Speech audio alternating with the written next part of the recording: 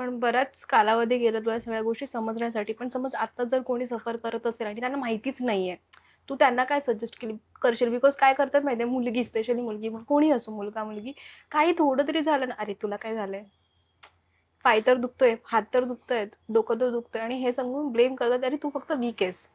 माझं म्हणणं हेच आहे की आपली बॉडी ना आपल्याला अलार्म देत असते. आपली बॉडी कधीच खोटं बोलत नाही. कुठलीही गोष्ट झाली तर बॉडी नेहमी खरं बोलत असते. तर तिच्या अलार्म्सच्या सायन्सकडे लक्ष द्या आणि डॉक्टरला दाखवण्या आणि डॉक्टरकडे जाणं ह्यात कुठलाही कमीपणा नाहीये. आपण आजारी पडणं, आपण वीक असणं ह्यात कुठलाही कमीपणा नाहीये.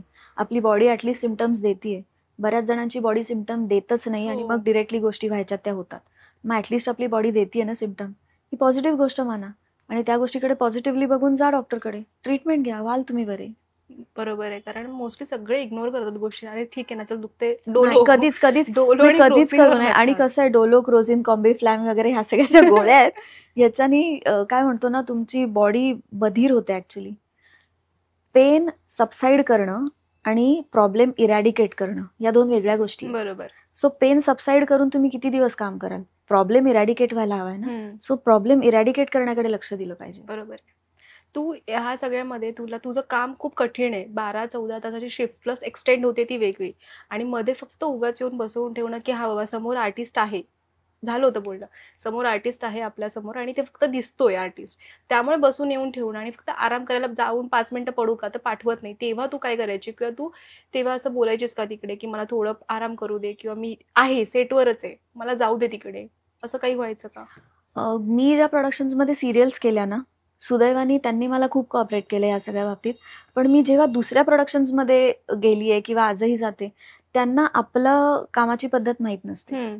त्यांना माहीत नसतं की जुईला बोलवल्यावर ती 5 मिनिटाच्या आत सेटवर असते हजर, आणि ती रेडी हजर असते with her lines, with her makeup and everything. So हे त्यांना माहीत नसल्यामुळे होतं कसं, बरेचदा बाकी सगळ्यांना बोलवलं जातं तसंच लॉटमध्ये बोलवून बसवा. तर मला नाही आवडत या गोष्टी. आणि माझ्या सेटवरती आमचे सगळे जे कोणी एडीज आहेत किंवा सगळ्यांनाच माहिती आहे की जुई येते, अर्धा तासात रेडी होते, हेअर मेकअप कॉस्ट्युम, माझा मेकअप मीच करते, वेळ पडली तर हेअर मीच करते, साडी मीच नेसते. त्यामुळे मला कोणाची गरज लागत नाही. मी अर्ध्या तासात रेडी होऊन मी माझे माझे लाईन्स आणि सगळी रेडी सेटवर असते. त्यामुळे आमच्या प्रोडक्शनमध्ये हा प्रॉब्लेम मला कधीच येत नाही.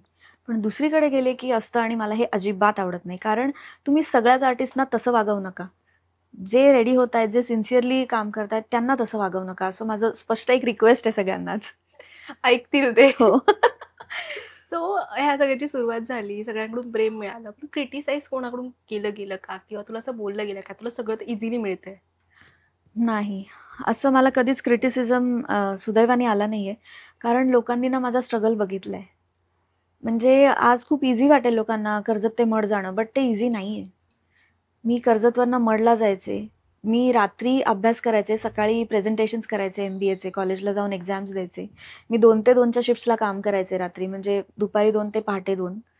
ते 3 वाजायचे, 3:30 वाजायचे, कारण सकाळी एक्झाम्स असायच्या म्हणून. आणि मी असं काम केलेलं आहे. त्यानंतर खूप, म्हणजे मी एवढं सांगेन की मला ना गोष्टी इझिली जरी मिळाल्या असल्या तरीही माझी सिन्सिअरिटी लेवल किंवा माझी मेहनत करण्याची ताकद ही इतरांपेक्षा 2% जास्त आहे. एवढं मी छातीठोक सांगू शकते. कारण लोक जी काय मेहनत करत असतील ना त्याच्यात 2% जास्त मी करते, एवढं मला माहिती आहे. मी ऑन टोज असते सेटवर. मला शॉर्टच्या मध्ये मध्ये मी कॉन्सन्ट्रेटेड असते माझ्या माझ्या सीनच्या बाबतीत, माझ्या कामाच्या बाबतीत. मग मला डेव्हिएशन्स आवडत नाहीत तिथे.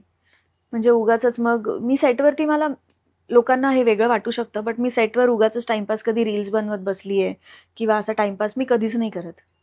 कारण एखादा सीन, आणि माझ्या हातात ना रोज गठ्ठा असतो सीनचा, त्यामुळे मला पाठांतर पण खूप असतं, मला कॉन्सन्ट्रेट करावं लागतं. May be it is the need of my character.